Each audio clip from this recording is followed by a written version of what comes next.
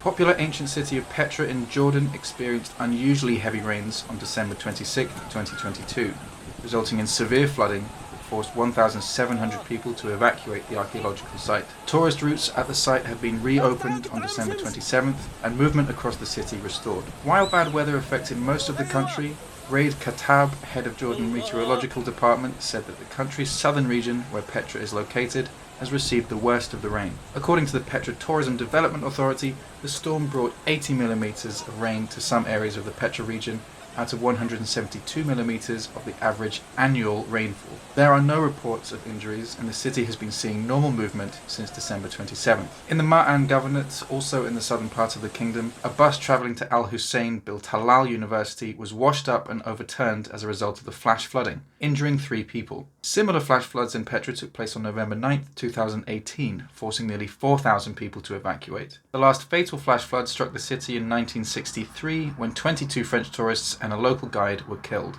In response, Jordan's Department of Antiquities built a dam to keep water from entering the canyon leading to the treasury, the most famous temple in Petra. An alarm system was installed as added protection in 2014, with sirens set off to go when the flood water rises above 4 meters. You've been watching Disaster Relay. Like and subscribe for more content.